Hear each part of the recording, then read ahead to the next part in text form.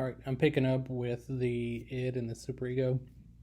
Id, ego, and superego, excuse me. But you have those three aspects of the personality, and the id and the superego constantly butt heads. They uh, try to go for control, and it's the ego's job to balance them out. So you've got the id, pleasure principle.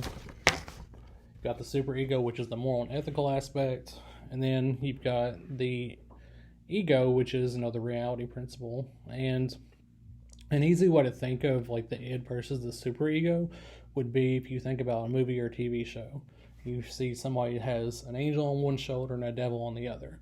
The devil on the shoulder trying to get the person to do something they're not supposed to do or wouldn't be beneficial at the time would be the id, whereas the angel would be the superego. So if it helps you, you can think of them in that sense. So that's one way to think about them.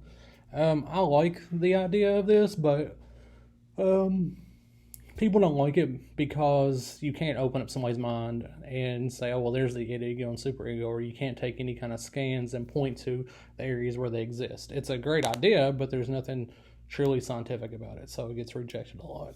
However, like I said, I do like the idea of it. Jean Piaget is somebody else. It's associated with psychology, but also with socialization. Dealt with cognitive development. He had 4 stages that you went through as a child, from the sensory motor stage, pre-operational, concrete operational, and formal operational. So he said you developed in these stages as far as your cognitive ability, your mental aspect, and that with each stage that you would go through and develop hopefully certain traits. Like hopefully by the time you get to the last stage, you'll be able to think in more abstract terms and be able to deal with thoughts like that. If you want to read more specifically about them, you can, but I'm going to go ahead. Lawrence Kohlberg, he was associated with moral development. So you've got Sigmund Freud talking about the human personality. You've got Jean Piaget associated with cognitive development. Kohlberg, is associated with moral development. And he said there are 3 levels that you go to.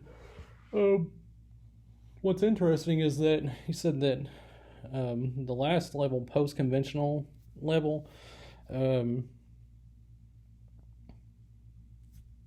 he says that only certain individuals get there, that not a lot of people get there.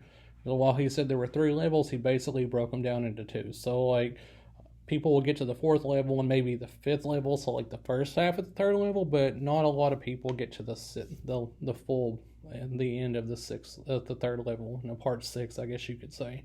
However, his research was criticized because he only used male subjects, which makes a huge difference because it's not a representative sample. You can't apply specifically that to females. So you had him, you had Erik Erikson, who studied social development. He said there were 8 stages. With each stage, there was some kind of conflict that we would have to overcome. For instance, one of the big things is potty training. We all go through that stage, and he says those who go through it well,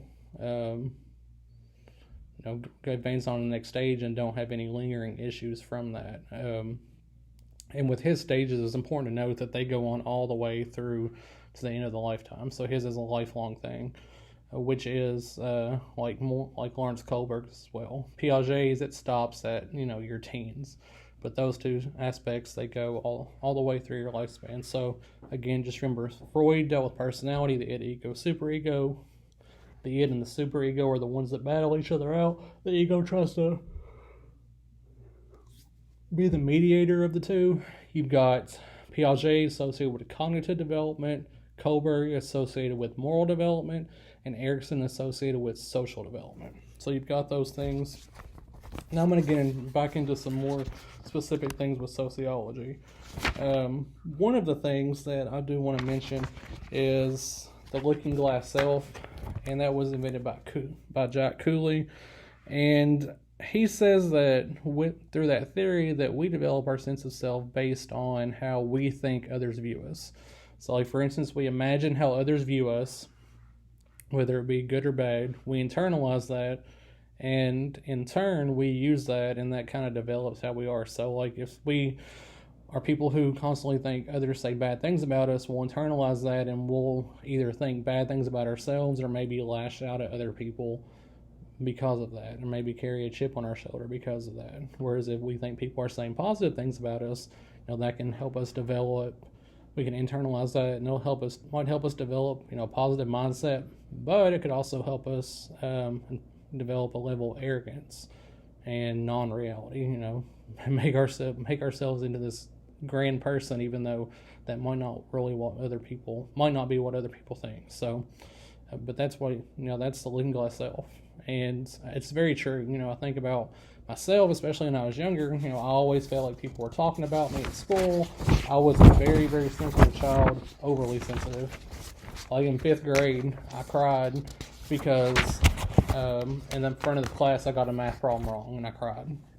So, not my proudest moment in academics, but so I was a sensitive child. So, like, I always thought people were saying negative things about me. So for a long time, my self-concept was bad, But eventually I got to a point where I realized that people weren't always talking about me, and that even if they were, what they said didn't matter. But, Cooley, so I can definitely see what Cooley says. Like, as far as his theory goes, I'm sure you guys can probably think of think back on it as well, maybe to things you've dealt with yourself. So you've got that. You've got the agents of socialization. So I've talked about culture. I've talked about socialization as far as that's how we learn culture, and it's this lifelong process.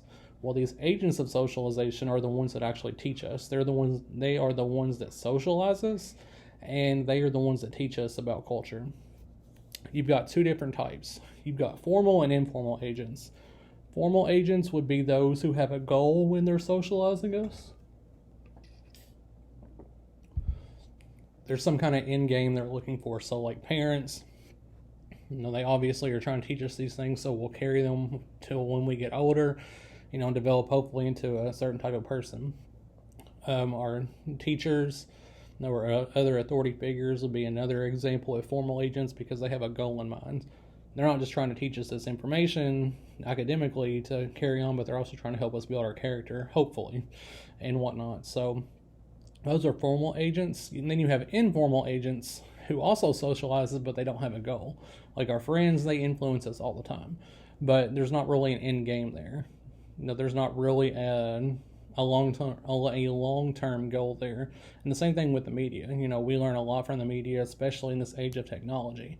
So, we learn a lot from them, but there's no really true end game there either. There's no long-term goal. Whereas with formal agents, like our parents, like our teachers, authority figures, there is a goal. So that's why they'd be formal, and that's why our friends in media would be informal.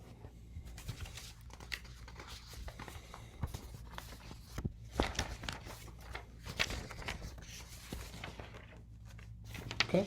The next thing I want to mention is rites of passage.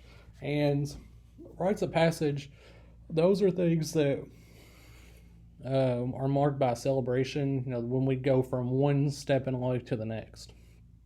So, like, I think about other cultures, like in, Hispanic culture, Latinos and Latinas, they usually have a quinceañera, especially, specifically, it's whenever you turn 15, young girl turns 15, and she moves into womanhood.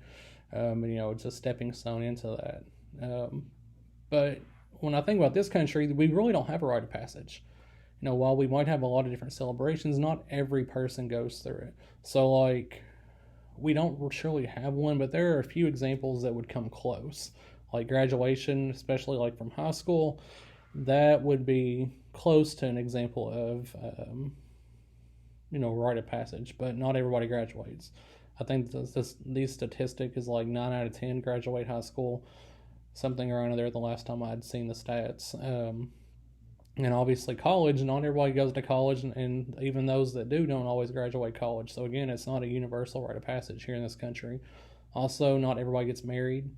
Some people just don't want to. Some people get married like 10 times, but it's not universal either, and neither is getting your license. If you think about somewhere like New York City, a lot of people don't have their license because A, they don't have a car, because it's tough to find anywhere to park or to keep it consistently. Also, you think about with that, you can think about the fact that they have the subway system. A lot of them just use that, and also taxis. And even then, some of them just walk to places they want to go. So, again, getting a license isn't universal rite of passage either. So, while we don't have any truly in the U.S., we do come close in some areas. And there's one other thing I do want to mention, and it's re-socialization. So I've talked about socialization and how we go through our lifespan and learn different things and are socialized by these different types of agents. But sometimes we have to re-socialize, and what that means is we have to abandon whatever we've learned, whatever we've been socialized up to that point, and we have to start over. And some examples would be like if we left our job at one company and went to a job somewhere else. It might be similar in some ways, but it's also a different structure, it's a different dynamic, different personalities, different expectations. So that's something that's really difficult to deal with. If we move from one city to another, if you were to move from a rural area to an urban or vice versa, it'd be a lot different. Or if you move from one part of the country, like say you always live in the South, but then you move up to the Northeast, near Connecticut, New York, Maine, it's a huge difference. You're gonna have to really re-socialize yourself. And also another example would be divorce. If you're with somebody for years and you get divorced, then all of a sudden you're single. You've associated so much of your past with that specific person, and now you're just yourself, by yourself. And I just thought of one other thing, actually. Somebody that might be in jail or prison, specifically prison. So you have people that might be in prison, whether it's for 2-3 years, 5 years, or in some cases, 30, 40, 50 years, and then they get out. And it's a huge shock. When prisoners get out of prison, they aren't ready for the real world. I personally believe that more money needs to be invested in getting these people in prison that have a chance to get out of prison, finish up their sentence or parole or whatever it would be, to really prepare them for the real world when they get out, because they're not ready. They're used to somebody having control of their day. They don't have to make their own schedule. They follow a certain schedule. They're guaranteed a few meals a day, a place to sleep, and while that might not be grand, it's something they adjust to and something they get used to. And then they're let out of prison and they have to find their own living shelter. Some people might be lucky enough to live with friends or family, but not everybody has those connections. Some people get out of prison, they could be homeless. It's not something that is simple. And a statistic, I want to say it's about 2/3. I wish I had the statistic in front of me, but it's about 2/3 of prisoners within 5 years are back in prison. And part of that is because some of them, obviously, they do the same thing again and, or get punished again for it, which again kind of goes to my point. We need to invest more money in that to get prisoners ready to adjust to a new life, but also the fact that some of them don't like having control of their own life. They get so used to the prison system controlling their life and telling them what to do that it is a huge shock, and to have to be on your own and go through and have that that responsibility. So, that's another example of re-socialization to think about. But if you guys have any other questions over this chapter, please feel free to let me know.